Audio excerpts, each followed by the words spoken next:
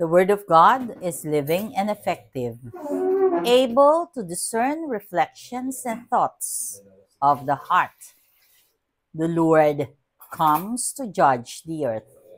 Blessed day, everyone. We praise and thank you, dear God, for another day of life. We praise and thank you for the gift of love, the gift of family, of community, of belongingness, and the gift of today.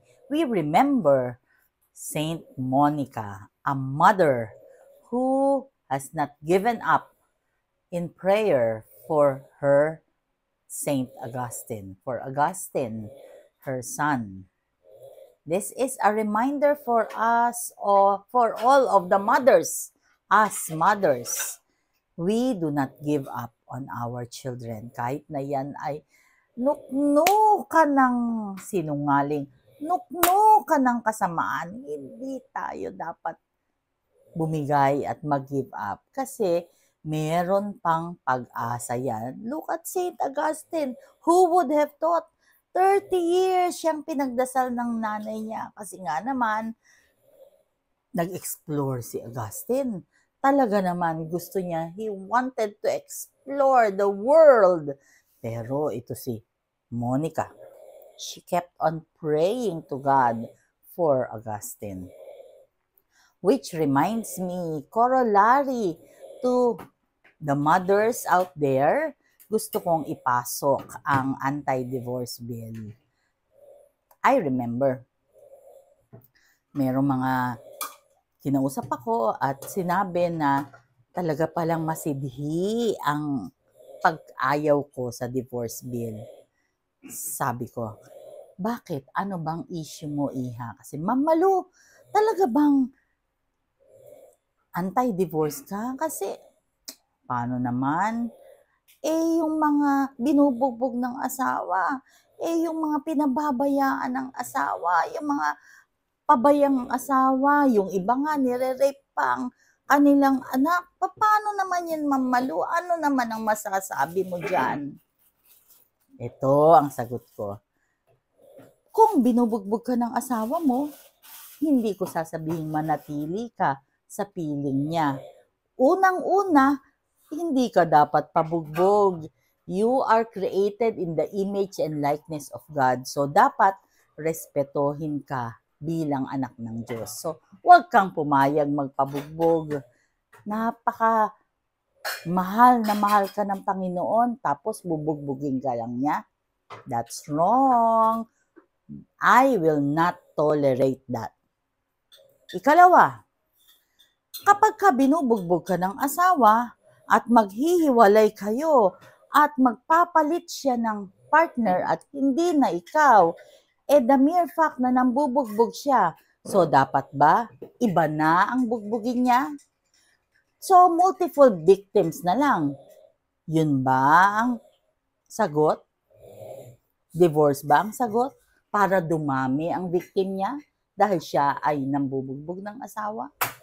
Ikaw, dahil ikaw ay binubugbog, sinabi ko kanina makipaghiwalay ka, ipakulong mo siya kung kinakailangan. Pero dapat ang gobyerno may gagawin.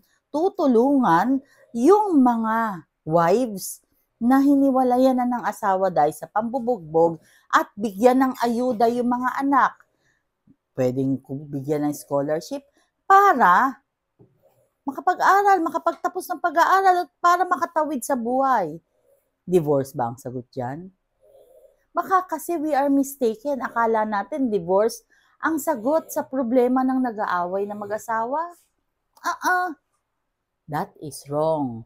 Dapat ang mga programa o ang batas may ngipin. Dapat may ngipin yan na wag kasi, 'di ba?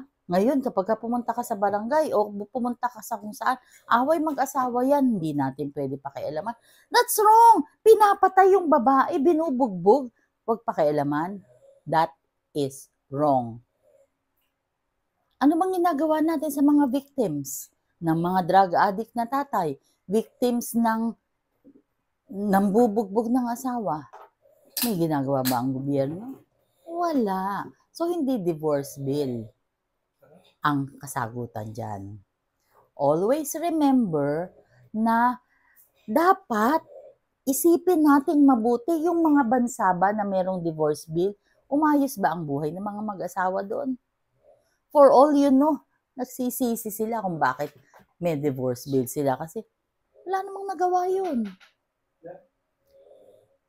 Let us have this argument kasi kailangan maunawaan ninyo kung bakit ako nag-o-oppose sa divorce bill.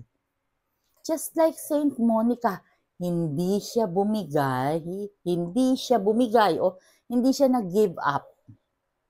Hindi rin ako mag-give up on letting you know that we do not need divorce here in the Philippines. What we need ay yung mga batas na magpoprotect sa atin, not just only bilang asawa, but bilang tao. And let us also protect ourselves. Let us not allow our spouses na bugbugin tayo. Kasi that is wrong. Pero isang bagay ang natutunan ko, it takes two to tango. Kung ganyan siya, maybe, just maybe, meron kang kinalaman kung bakit siya naging ganyan. Kung hindi siya may sakit, and that is, yung pambubugbog niya came out of circumstance, pag-aralan mo rin. It's either ipakulong mo siya, ipagamot mo siya, pero wag kang manatili na nandyan sa tabi niya habang nagpapabugbog ka sa kanya because that is definitely wrong. Let us pray. Lord God, we are sorry for our sins, either of commission or omission. We pray for healing of those who are sick, those who are requesting for prayers, those who are praying with us right here, right now. Panginoon, please be with us always and in all ways and allow your presence in our lives to manifest. Please stay with us, for without you, we are nothing. Panginoon, I pray for all the wives out there na minamaltrato, binubugbog ng asawa, please. Lord God, please take over. We do not like spouses to be abusing their spouses. Be it a man or a woman, parehas po yan.